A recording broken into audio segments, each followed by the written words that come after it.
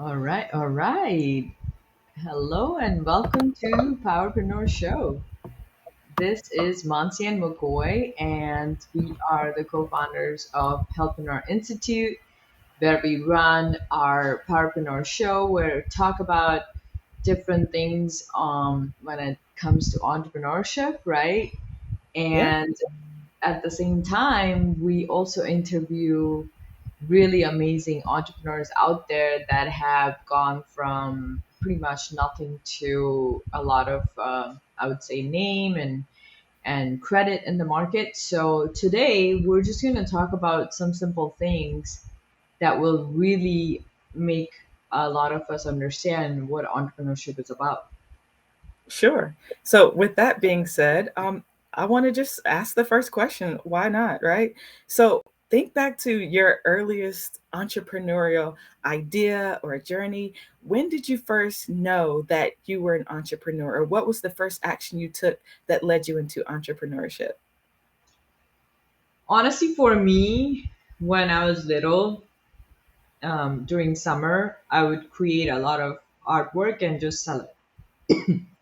And that's where it started for me. What about you?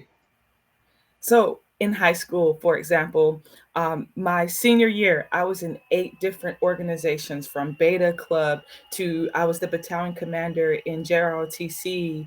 I played volleyball. I was on the modeling team. I did like so many different things.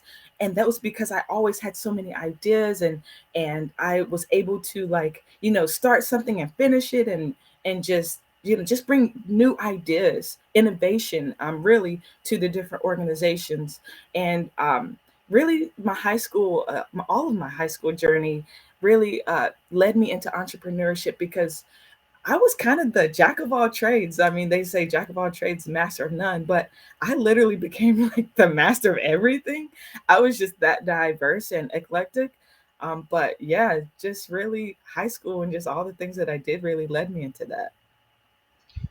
Yeah, honestly, I think we have it in ourselves from from a young age, and then it gets dried up, especially when we have to go through life and Mm-hmm. schooling. And I remember I used to do a lot of artwork and sell it, right, during summer camps and festive, the different festivals. And I would also make like sandwiches, sell those and stuff like that. Like I did a lot of entrepreneurial endeavors when I was little.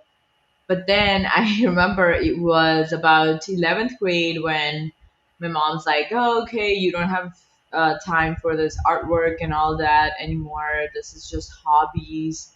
You need to focus on studying, education, degrees. So starting from 11th grade to finishing my farm D, really, there was nothing other than studying. And I feel like a lot of my endeavors got dried up. Like I didn't have I any agree with that. creativity. Yeah, so in other words, just conditioning from society, from life, from you got to be realistic and you have to understand that you're going to have bills to pay and you're going to want to start a family, and therefore less of creativity and more of just hustle culture, right?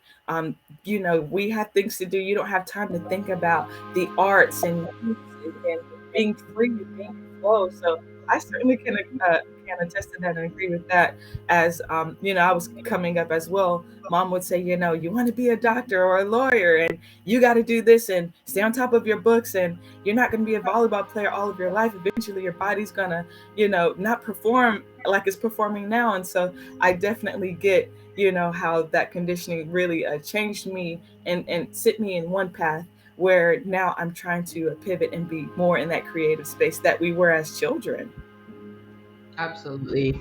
So And so let's pivot then for a second here. So sure. all those things that you learned becoming an entrepreneur and tapping into really your creative side, let's kind of talk about some of the traits that you developed that helped you to become the powerpreneur that you are today, right? So let's kind of just talk about some different traits. So I'll shoot the first one off here.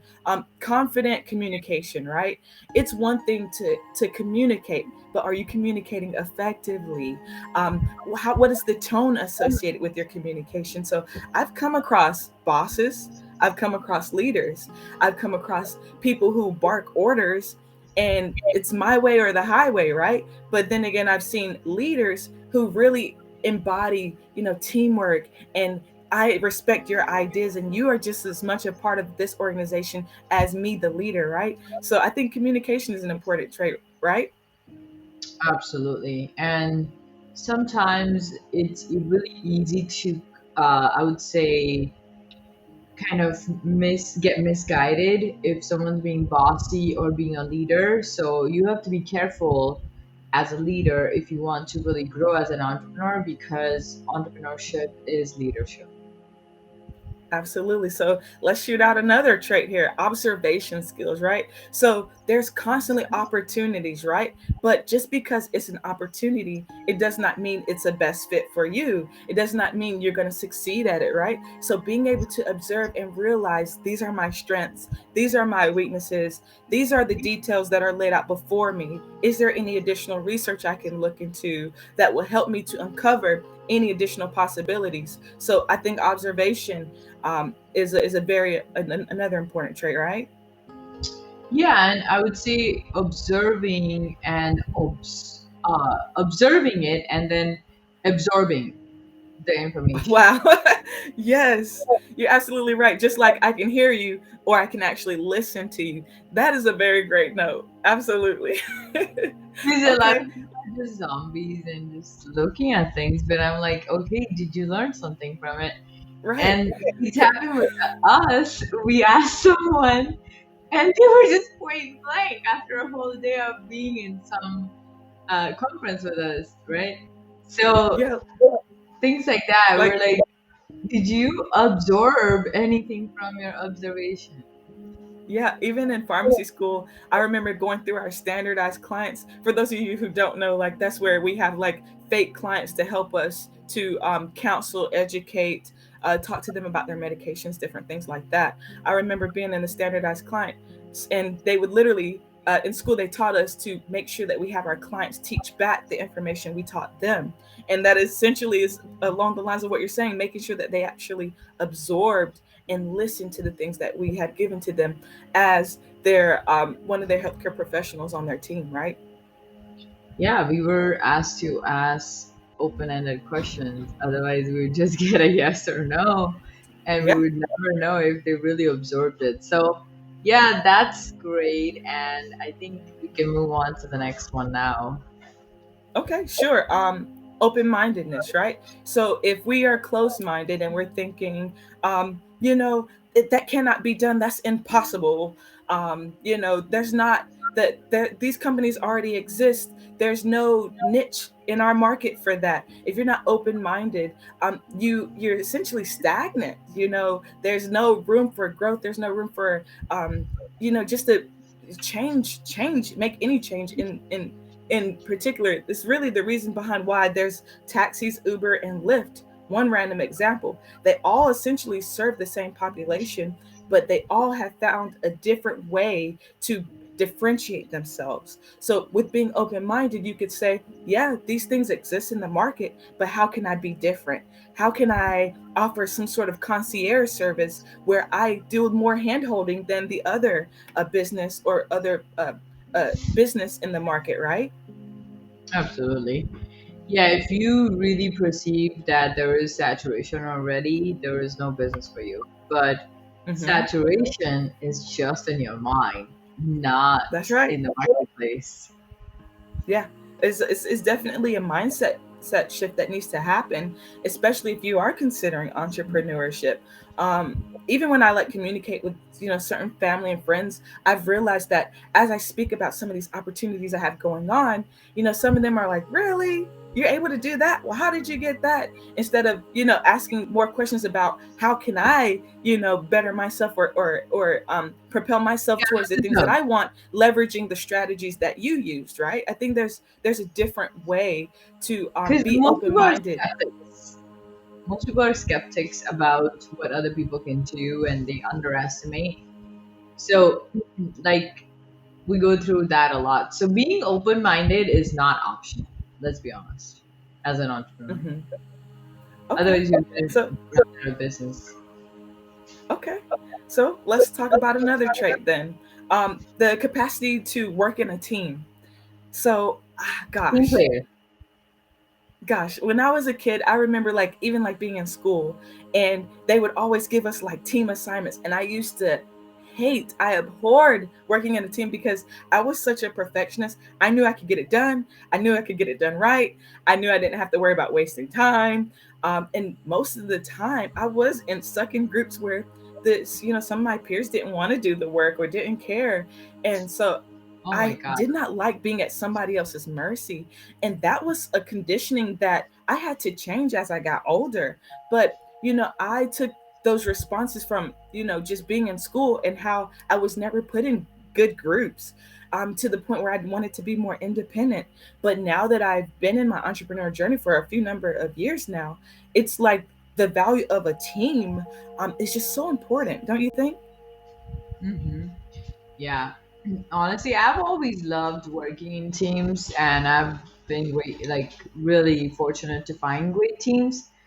But you're right. I know what you mean, and that happens sometimes. I think it's always going to be someone doing more work than others, and we just have to accept that, and then really work with them to outwork them. That way they can even like start working better. So it just depends on, as a leader, again, what you bring out in others. And I think it takes time. It takes time. Like, teams, they go through, there's this phases that they go through, right? there is uh there is this commotion phase where there is, uh fine tuning on getting to know each other, and then there is calm phase after that, where people start understanding how to work with each other. Then there's growth. So we have to get past those phases, and of course, not all team members always are ready to work through that, and that's the challenge to find. And another way to kind of combat some of those things, I think is there's a lot of power in delegating and delegating appropriately, outsourcing. So yes, the capacity that we have as a human being, and even as we grow older, that sort of kind of decreases, right? So building a team that can sustain, that can be duplicated, that can grow, right? So delegating tasks according to other strengths instead of just giving, I want you to do this and I want you to do that. Maybe talk to your team members or people you want to have on board your team and say, hey, what are you good at? Talk to me. What do you like? What are your passions? That passion is a whole another trait we should jump into next, right?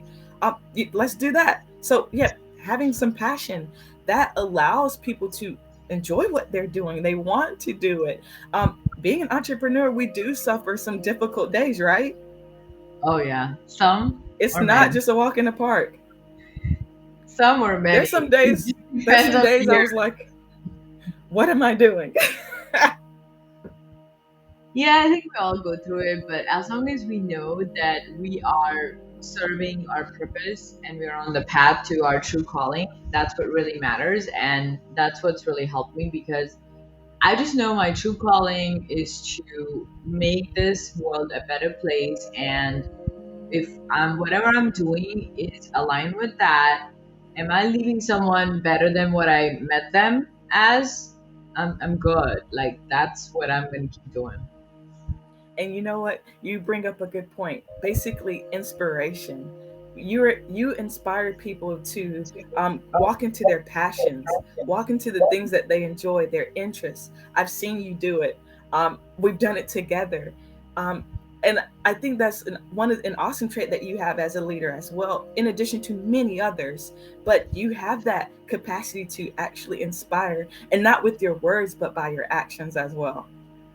I think that's what a leader needs to do, is not just say what to do, but show how it's done.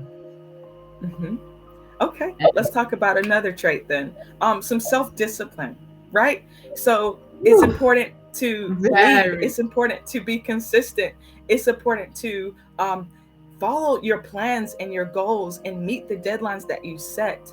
Um, Even if somebody's not a part of your direct team, you are still being watched. People are still watching the way you move, the things you do. Um, even as a doctor, right, we have our patients and our clients, and we can say, hey, make sure you're exercising at least 3 times a week for a minimum of 30 minutes of those days, right? But Right. if I'm not actually exercising myself, who's going to listen to me, really listen to me, right? It's important that we have that self-discipline and lead by example, right? Absolutely. I feel that that is one of the really important traits that makes or breaks you, because discipline and consistency goes hand in hand, right? And you have to be disciplined to stay consistent. Let's be Mm-hmm. honest. So discipline being one of the most, I feel like they all are really important. There's no way we can create, like, this is like the recipe to create an Yeah. entrepreneur, Mm-hmm. Okay. right? Well, let's talk. Yeah, let's talk about another trait then. I can talk about so many different traits, but another one is strategy, having some sort of a strategic approach. So, a lot of times people think I need all my ducks in a row. I need to have a full drawn out business plan. That does not necessarily mean that's the only way to have some sort of a strategy or a strategic approach. So, I had a recent encounter with another entrepreneur who was interested in my business plan, and they wanted to see it written out, and for this idea that I have. And I was communicating, well, I don't have it written out. I can definitely talk about the mission statement and the values that I have with this idea. And he was just kind of like, no, you need a business plan written out, drawn out. And I was just thinking like, yeah, no, it doesn't have to be one way. There's multiple ways to get to an idea. Well, do Eventually you you want to think, write it out, sure. I know, but Go do you ahead. think like people who started their businesses in their garage had business plans? Sure did not. When you look back at Steve Jobs, Wozniak, the creators of some of the Bezos. biggest organizations, they were college dropouts. Some of them were high school dropouts. They didn't even have, they probably didn't even know what a business plan was at the time when they started, some of their It's entrepreneur just endeavors. So, idea, yeah. discipline, and consistency. Absolutely, absolutely. And so, even for people that are thinking about becoming an entrepreneur, no, you don't have to have a lot of money. No, you don't have to have everything written out or drawn out. It's just important to understand yourself, and it's important to network. It's important to delegate when you can, because as much as we want to do it all, being more realistic, we can't do it all. And it's also important to have some sort of a mindset shift. We have been conditioned to think that the sky is the limit. The sky is not even the limit. For me, the sky is just the beginning. So, Yeah, I honing like that. in on some of those things and realizing that if that person is not an entrepreneur themselves, if they haven't been there, done that, are they the best person to give you advice as far as the idea that you have, this business you want to start, this new product you want to create, right? Right. It happens so often in our business, right? That people are like, oh no, I don't like this concept. And I was like, okay, have you ever been in business and made $100,000? Then, like, in profit, then let's talk. Because if you've never done it and people are taking advice from people who've never done it, you are never going to get anywhere. That's why having I coaches that are successful in what Yeah. they're pitching you also. Like, I see a lot of coaches that are pitching things that they've never done. Mm-hmm. Okay. Well, let's go through two more traits for me and then we'll have you shoot some questions. How about that? Okay, So, sounds good. the one trait that I think is very much important is basically having some sort of a commitment to lifelong learning. So, we have our doctorates, right? We understand that even though we are doctors, we are still students for the rest of our lives.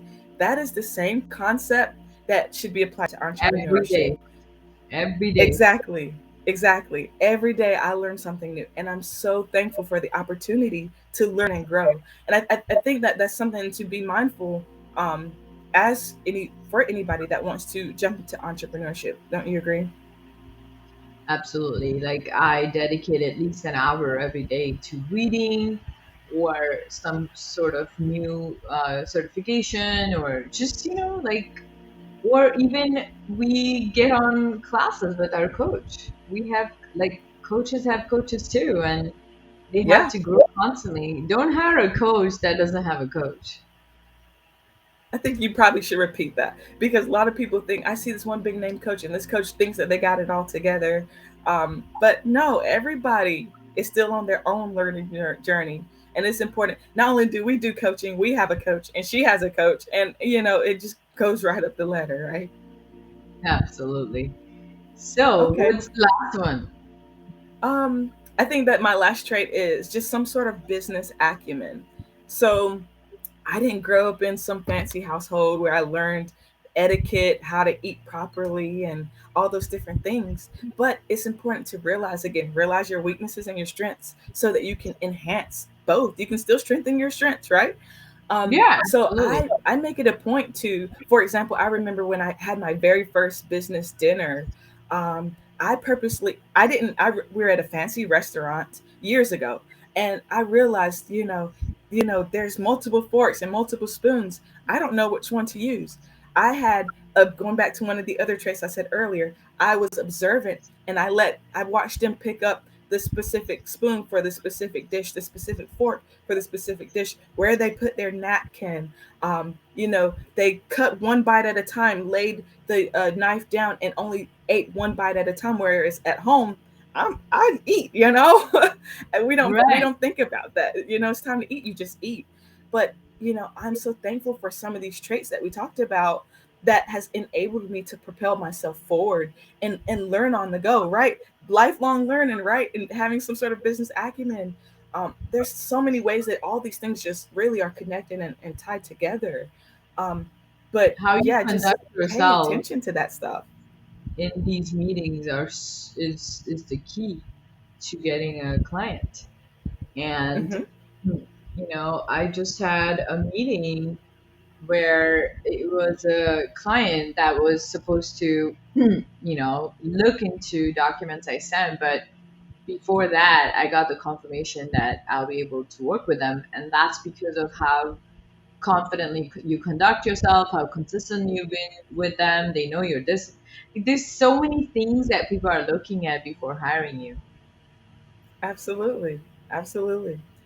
So yeah, again, I could elaborate on even more traits, but um, I think we've kind of hit the nail on the head with a few points here as far as some of the traits that are important to entrepreneurship, right?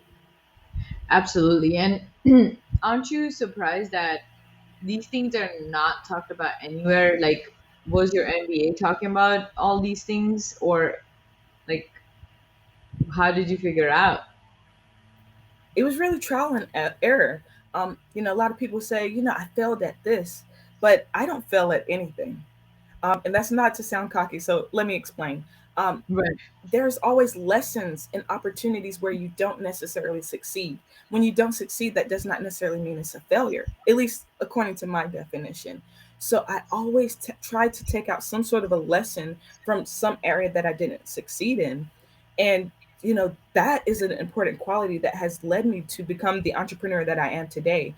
And so even when I decided to add my MBA to my doctorate degree, I had this assumption that that was going to teach me how to be an entrepreneur, but it didn't. MBA really is more so how to climb up the corporate ladder, um, and so I was really trying to get more of that application sense where these are some of the things you need to take away to start your own ideas, to have some innovation, to take your ideas and execute it. I think that's a good way to put it right there.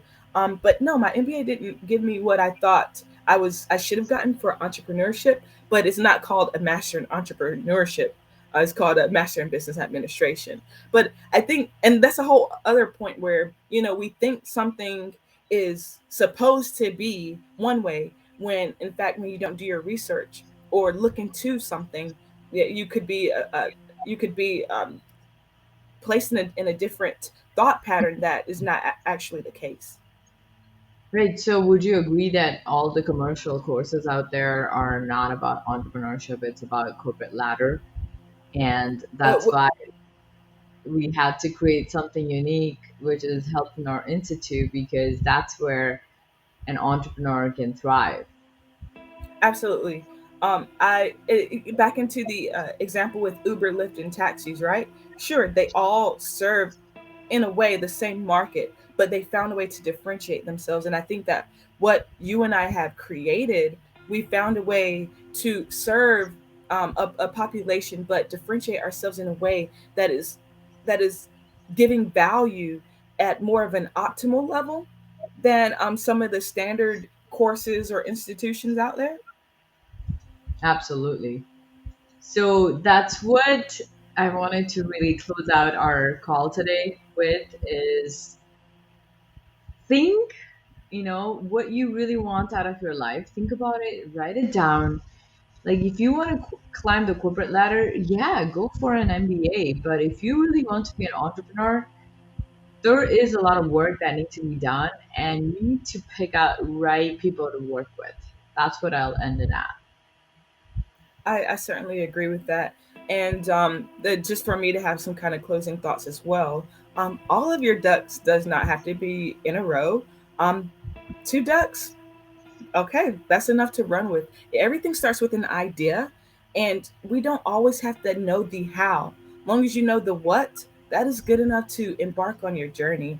And there are people out there that can help you get to where you want to get to. It's important to have that open mind and realize I know what I want, and that's good enough. Let's go. Let's go take some risk because there's no such thing as a failure if I am keen to understand that there's always lessons that I can take forward and start fresh, but not from the bottom, but with experience when with the next go round. Absolutely. Such a powerful thought there. So, powerpreneur, if you're listening to this, you are one and reach out. We would love to have a chat. And if you're looking to ignite that fire that you've lost and your creative juices have not been flowing, we are here to help you out. We've helped a lot of people and we can help you.